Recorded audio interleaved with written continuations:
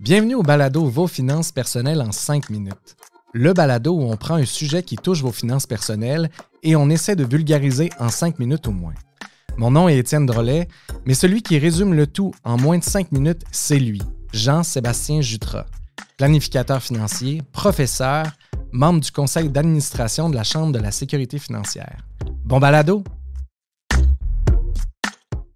Jean-Sébastien, salut! Comment ça va? Ça va bien, merci. Excellent. Écoute, prochain sujet, il y a beaucoup de gens au Québec qui sont sollicités pour prendre de l'assurance vie. Je veux savoir, c'est-tu bon de prendre une assurance vie, puis à quel point il faut en prendre un gros montant?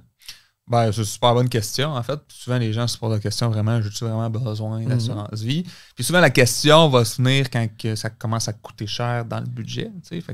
En fait, on en parle tout le temps. Tout ce qu'on fait est un enjeu de liquidité. On a plusieurs projets où on applique notre argent.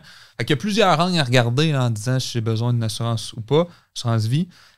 Première affaire, il faut regarder, c'est la gestion des risques. Okay? Y a-tu vraiment des... Tu sais, l'assurance, on s'entend, on achète ça pas parce que c'est le fun, on achète ça parce qu'il y a des risques financiers et il y a des risques, les probabilités que ça arrive. Parce que souvent, c'est ça. Tu sais, souvent, je pourrais en parler dans un autre podcast, mais tu sais, souvent, on regarde, OK, il faut que je me couvre pour ça, mais c'est quoi les probabilités que ça arrive? Tu sais, les chances que je meure avant 65 ans, disons à mon âge, près 5 %. Tu sais, c'est quand même, c'est pas zéro. Par contre, les chances que j'ai, exemple, une éruption volcanique chez nous, zéro. Fait que, est-ce que je vais me couvrir pour l'éruption volcanique? Non. Même si les conséquences financières seraient énormes, mais les chances ne sont pas là. Fait que la gestion du risque, c'est un peu ça, c'est de regarder c'est quoi. Fait que si j'ai une famille, il faut que je regarde la gestion de risque, en sens si demain, moi, je ne suis pas là, combien ça prend d'argent pour subvenir à la vie familiale? Parce que souvent, on pense que, tu sais, mettons, le coût de ma vie monte un petit peu comme ça au fil du temps. Puis là, si jamais je décède, puis là, mettons, les revenus, souvent, sont en haut de cette ligne-là, on s'entend. Normalement, on fait plus de revenus que ce que ça nous coûte. S'il y a un décès, des fois, on pense que les revenus vont descendre de moitié, puis le coût de vie va descendre de moitié aussi. C'est faux, là. T'sais, si demain, je décède, ma famille, ça coûte pas mal la même affaire, sauf mes barbecues que je paye cher ma viande, ces trucs-là, qu'il va peut-être en avoir moins, mais sinon, le coût de vie reste similaire. Un char de moins, peut-être, mais ça ne coupera pas de moitié.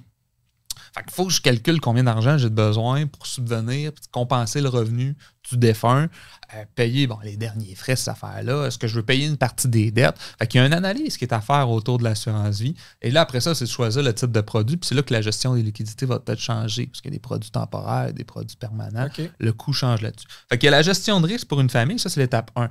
Mais peu importe, selon comment on développe notre vie, il va y avoir... L'assurance vie peut être utilisée aussi pour avoir des liquidités pour payer de l'impôt au décès. Je vais donner un exemple bien simple. Disons que j'ai un chalet familial. Ouais. Puis là, je décède. Ça s'en va à mes enfants, même si je leur donne, il y a un impôt sur le gain. Fait que j'ai payé mon chalet 50 000 puis il en vaut 500. Bon impôt à payer là-dessus. Fait que là, ce qui arrive, c'est que s'il n'y a pas d'argent, les enfants vont probablement le vendre. Ou le plus riche des enfants, il va le racheter. Puis là, ça risque de faire une chicane familiale. Fait que l'idée, c'est d'avoir peut-être de l'assurance pour gérer tout le volet impôt-décès.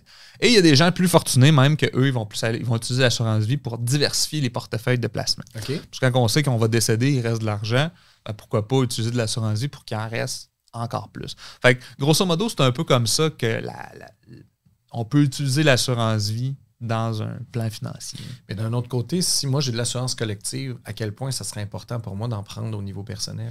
Ça revient un peu à l'idée d'évaluer le vrai besoin, mais tu sais, l'assurance collective, il faut voir que si on change de place, l'assurance collective ne suit pas. Fait que es-tu capable de me garantir que tu vas garder cet emploi-là jusqu'à la fin de tes jours?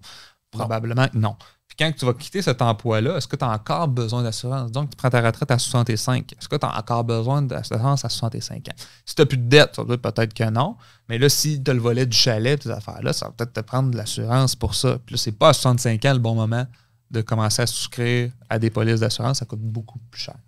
Justement, tu dis à 65 ans, commencer à regarder ça. Donc, la gestion du risque, au niveau de la santé, il faut être en bonne santé pour prendre une assurance vie de toute façon. Ben, c'est sûr qu'un assureur n'embarque pas dans un projet d'assurance quand vous êtes à la veille de la mort. Ouais. L'assurance, l'assureur a une rentabilité à aller chercher. Donc, si la personne a des bobos, puis souvent plus qu'on vieillit, plus qu'on peut avoir des des bobos. Donc là, évidemment, c'est là que c'est plus difficile de se qualifier un produit d'assurance. Fait que ce que je comprends au final, Jean-Sébastien, c'est qu'on est mieux de faire une bonne analyse pour connaître c'est quoi notre besoin en termes d'assurance vie. Initialement, oui. Puis là, ça va peut-être être de la gestion de risque. Il va peut-être avoir des stratégies de placement avec de l'assurance vie aussi. Mais l'idéal au départ, c'est bien d'analyser c'est quoi la gestion de risque. Puis après ça, c'est quoi les opportunités qu'on peut avoir avec ça. Très intéressant. Merci, Jean-Sébastien. Merci, Étienne.